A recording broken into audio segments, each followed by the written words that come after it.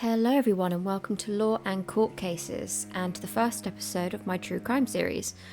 Today's case is on the killer nurse Lucy Letby, so without further ado, let's get into the video. I'm sure many of you have already heard of this case, especially any viewers from the UK, as it has been in the news a lot as of late. But for those who don't know, Lucy Letby was a neonatal nurse and she was recently been on trial here in the UK.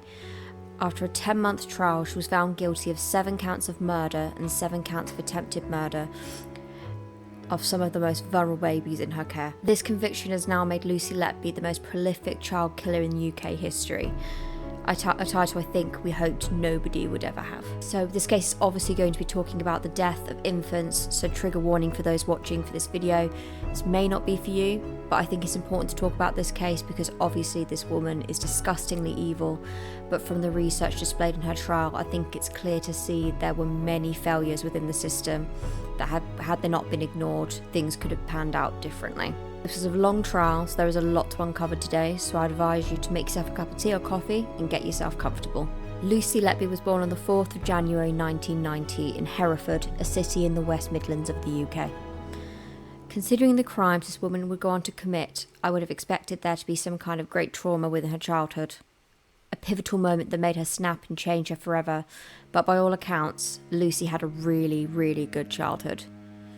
She was the only child of parents Susan and John Letby and had everything she could have ever wanted. Her parents were hard-working and they doted on their daughter, and as a result she lived comfortably in a middle-class household. She had a good education and was adored by her parents.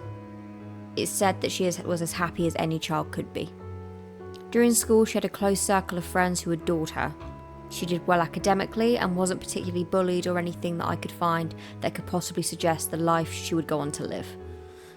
Instead, I have nothing to report. She lived a normal childhood experience. When it comes to her dreams and aspirations, Lucy only ever wanted one thing. She wanted to work with children. Specifically, she wanted to become a children's nurse. A career path that she never strayed away from. It was all she ever wanted to do and all she ever wanted to be. When she was in 6th form, she picked up the studies that would align with the career she wanted. After leaving school, she went on to attend university. She was the first in her family to do this, and so I could only imagine her parents were incredibly proud of her for this. She went to the University of Chester, where she began to study nursing. These were the first steps towards her achieving the career she wanted. Part of her university studies included a work placement, and most of these took place in the Countess of Chester Hospital, which is a pretty significant hospital in relation to this case. Most of her placements were on the neonatal ward at the hospital. This was what convinced her to change her focus from nursing to children's nursing during her final year at university. She graduated in 2012 and became the first graduate in her family. Once again, her parents must have been so proud of her. After graduating, Lucy decided that she was going to stay in Chester, with the intention of getting a permanent position at the Countess of Chester Hospital, where she had done most of her previous placements, and she was successful. This provided her with the career she wanted, but also gave her some freedom away from her parents. Although she loved her parents dearly, she has said she found them rather suffocating at times. Letby got a job working in the neonatal ward of the hospital that she soon began a course in teaching how to take care of others, but specifically the sickest and most vulnerable of babies within the facility. For a few years, Lucy seemed to be living the perfect life. She had her dream job, bought her first home, and had a very close-knit group of friends who adored her. She was very dedicated to her job, and she would leave home in the early hours of the day and she would return late at night. It didn't faze her because she loved it. She kind of became a little bit of a local celebrity after she appeared in a local newspaper. Pictured in the article was Letby holding a tiny baby grow. Below a quote from a nurse saying, "My role involves caring for a wide range of babies requiring various levels of support. I enjoy seeing them progress and supporting their families." Now, knowing what we know now about this case, this quote is kind of rather unsettling to say the very least. By 2015, Letby had finally completed her training to work with the weakest and sickest of babies on the neonatal ward. It is during this time, at the age of just 25, she would begin her journey into becoming the UK's most prolific child killer. Premature babies required a little bit more intensive care than others, and the nurses at the Countess of Chester Hospital were a very skilled, well-trained group of nurses. The life expectancy of premature babies, some being as young as 12 weeks, early and weighing around a pound in weight, is very high. The life expectancy of babies born after 24 weeks is around 60 to 70% chance of survival.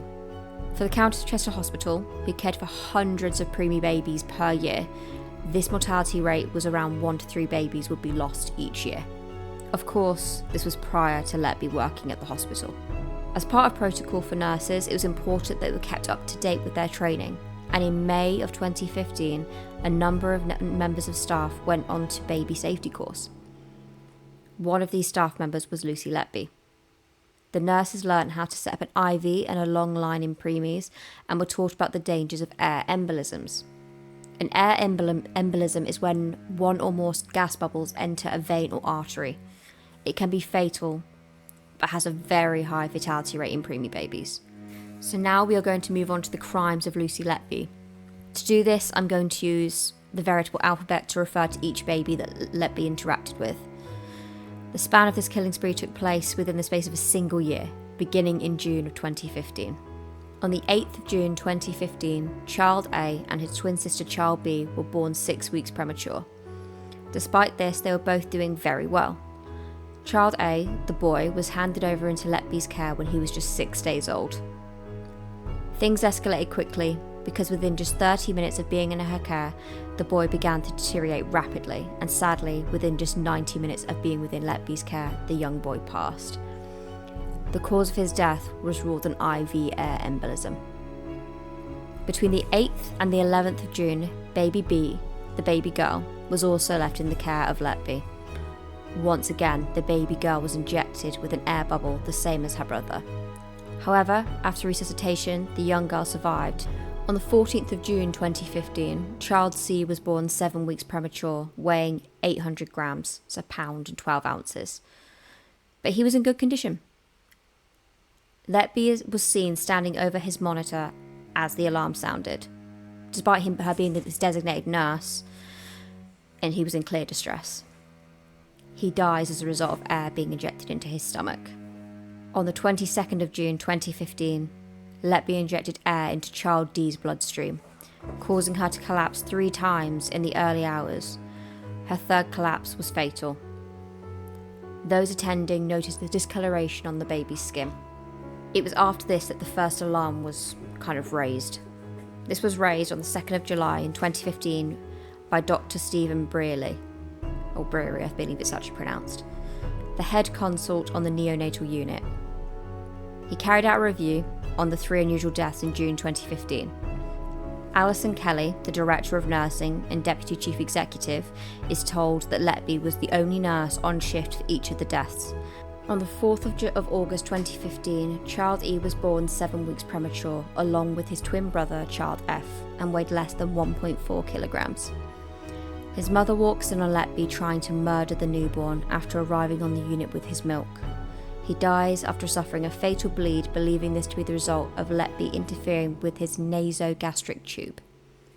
On the 5th of August, Letby laced Child F's feeding bag with insulin, less than 24 hours after murdering his twin brother. A blood sample later confirmed extremely high insulin levels and very low C-peptide levels, proof that he had been injected with the insulin.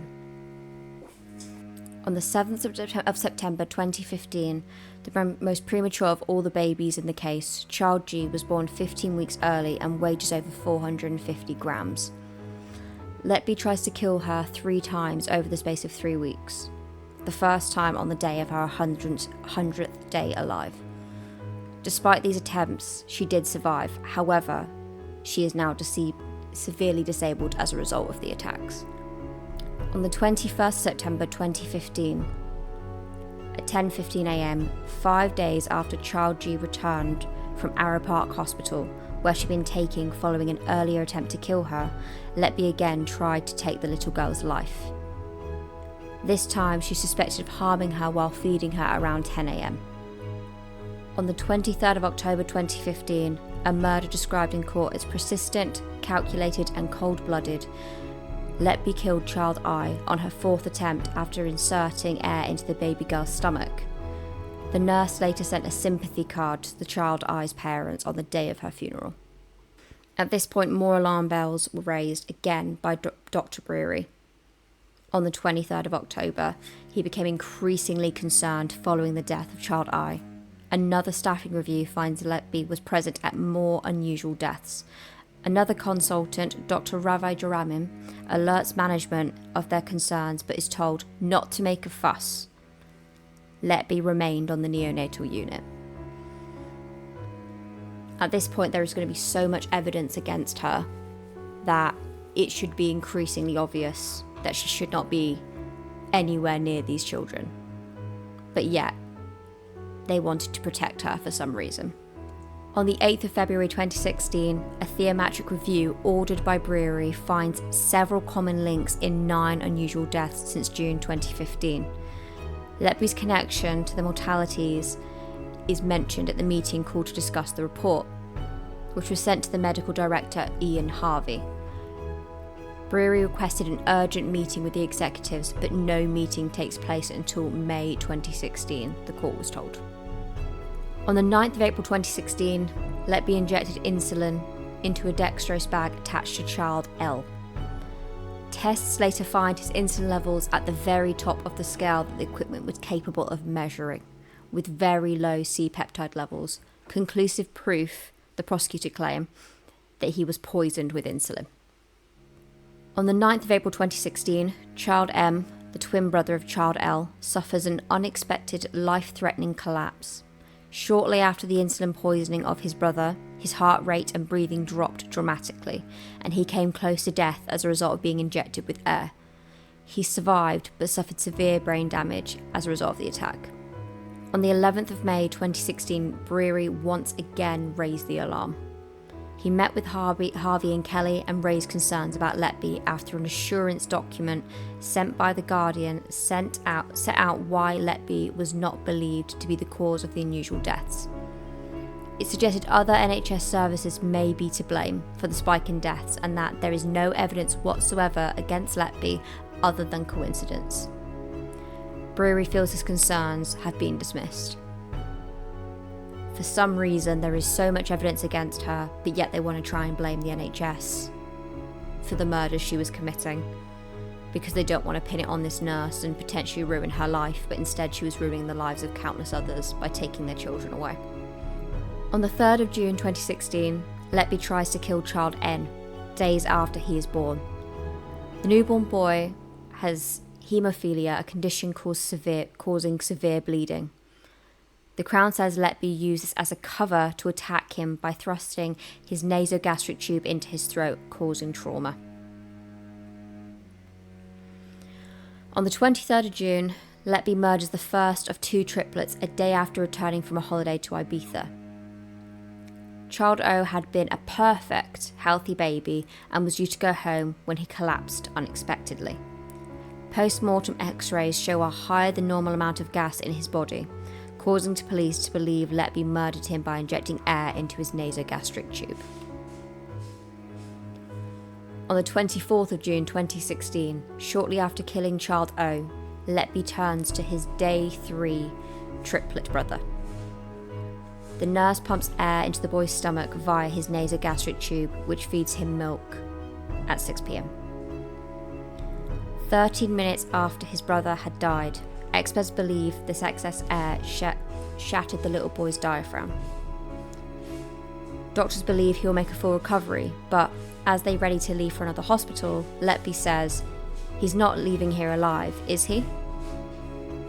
She had made a similar remark when child C fatally collapsed a year earlier. On the 24th of June 2016, this was deemed the tipping point. And this comes following the unexpected death of child O and child P. Brewery phones the duty executive Karen Rees on the evening of Friday 24th of June 2016 to say Letby had been removed from the unit. Rees insists Letby is safe to work and is happy to take responsibility if anything is to happen to any other babies when Letby was involved. The irony that this woman is still trying to protect Letby and how quickly it would come back to bite her. Because just 3 weeks later, following the decision, Letby was removed from her position in the neonatal ward. Despite all this evidence, a very detailed track history of Letby causing injury, or at the very least bare minimum negligence of care, she did not get arrested straight away. Instead, it took a further 2 years for the police to compile this in order to make the arrest on the 3rd of July 2018. The police arrested Letby at her home. She was arrested on 8 counts of murder and 6 counts of attempted murder. Whilst in custody, her home was searched as a means to gather more evidence. Just a few days later, on the 6th of July 2018, Letby made bail, as the police had to continue inquiries. After the searches committed in her home, more research had been committed to the copious amounts of documents and evidence found within her home. One of these pieces of evidence was her diary. The diary was colour-coded and had multiple entries that correlated significant events that were important to the case. More on that later. Letby didn't stay out of prison for long though, as she was rearrested on the 10th of June 2019. However, she was bailed again, as more time was needed to gather more evidence. Considering how extensive these crimes were, it's easy to understand why so much time was needed to prepare this case for court. On the 13th of March 2020, Letby was placed on an interim suspension from the Nursing and Midwifery Council, barring her from working as a nurse in any capacity. On the 10th of November 2020, Letby was once again arrested, being charged on the 11th of the same month with 8 counts of murder and 10 counts of attempted murder. This time, the judge saw sense, as this time she was not released, she was denied bail and remanded into police custody. Clearly, the decision to bail Letby prior to November 2020 had proven effective in terms of gathering more evidence, because on the 11th of the same day she was remanded into custody. The Crown Prosecution Service was convinced to approve all the charges Cheshire Constability required against Letby after it reviewed the evidence of the force collected against her. Despite all this, she denied all 22 charges against her, blaming the deaths on hospital hygiene and staffing levels. The nerve this woman had to blame her crimes on other people in an attempt to get off scot-free is honestly astonishing. Letby remained suspended until August of 2023. By this point, she was already in prison, where she belonged. Her trial began on the 10th of October 2022. During the trial, the evidence against Letby was brought forward. As almost all witnesses and victims were given an anonymity, this allowed a lot more evidence to come forward, as the court ruled that it was more important the victim and eyewitnesses' testimony be heard rather than publicly naming those coming forward against her. One of the mothers I mentioned earlier, who walked in on Letby attempting to kill her child, was met by chilling words from the woman. Letby looked at this mother and said the words, "Trust me, I'm a nurse," all whilst trying to murder her poor baby. Another mother told the court that when she walked back into the room, that her newborn son had blood around his mouth, and Letby was in the room faffing about. Direct quote. Not really doing much of anything, but trying to make herself look busy despite the obvious distress the newborn was in. Letby told the mother not to worry and to go back to the ward, but his condition worsened and later the baby passed away in his mother's arms. After the baby passed, Letby bathed the deceased child in front of the grieving parents, something she had done before in front of others. Another mother recounted an uncomfortable experience in which Letby bathed her deceased baby. She said, "Lucy Letby and another nurse asked me if I wanted to bathe my baby. While we were bathing her, Lucy came back in. She was smiling and kept going on about how she was present for the first bath and how her daughter had loved it. I wish that she had just stopped talking." Letby had a habit of becoming obsessed with her victims. This particular baby's family she had written a sympathy card to and sent it to them on the day of the infant's funeral. Text sent to a friend on the 9th of April 2016 after baby L and M's collapsed read, "Work has been shit, but I've just won £135 on Grand National," with the horse emoji. And in another, she wrote about returning from a holiday on the 22nd of June 2016. probably be back with a bang. Child O died the very next day. Going through an extensive history, they discovered that Letby had researched 11 of the families she'd affected on Facebook, either messaging them or stalking their Facebook pages in relation to anniversaries of the baby's passing. Letby's defence lawyer said that Letby was a dedicated nurse in a system which had failed. That the prosecution's case was driven by the assumption that someone was doing deliberate harm combined with the coincidence and certain occasions of Miss Letby's presence, and that there had been a massive failure of care in a busy hospital neonatal unit far too great to blame on one person. A key piece of evidence that was also given by a consultant who recounted that in February of 2016 he had walked in and seen Letby standing over a baby and watched when they seemed to have stopped breathing. Letby was not doing anything despite the baby's obvious distress. When he asked what she was doing, she responded that he'd only then just started declining. Luckily, the baby went on to survive that collapse. On the fourth day of the trial, the prosecution presented a handwritten note from Letby which said, "I am evil, I did this," and that she killed them on purpose because she couldn't take care of them. It further stated, "I killed them, and I'll never marry or have children. I'll never know what it's like to have a family." The defence argued that the note was the anguished outpouring of a young woman in fear and despair when she realised the enormity of what's being said about her in the moment to herself. They said that Letby had written it when she was dealing with employment issues, including a grievance procedure with the NHS Trust. Several other notes from Letby were shown in court, two of which said, "Why, how has this happened? What process has led to this current situation? What allegations have been made and by who? Do they have written evidence to support their comments? And I haven't done anything wrong. They have no evidence, so why have I been having to hide away?" The prosecution said that Letby was expressing through her notes her frustration about not being allowed back to work in the neonatal unit. The police had also discovered that Letby had secretly been keeping medical documents at home relating to the care of the children. At this point, I'm going to go back to that diary I mentioned earlier. It was found to be marked with the initials of the babies she killed on the exact days they died. It is within this diary that the note that stated, "I am evil, I did this," was tucked inside. Furthermore, more notes were discovered that contained phrases such as, "I'm sorry that you couldn't have a chance at life. I don't want to do this anymore. How can life be this way? Hate my life," and "help" in capital letters. The prosecution said the note was evidently confessions of guilt rather than just the words of a woman in distress.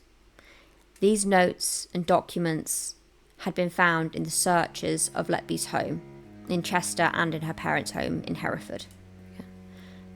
Eventually, Letby had to come to the stand. Letby herself gave evidence to the court, breaking down in tears and claiming she was made to feel as though she was incompetent but meant no harm.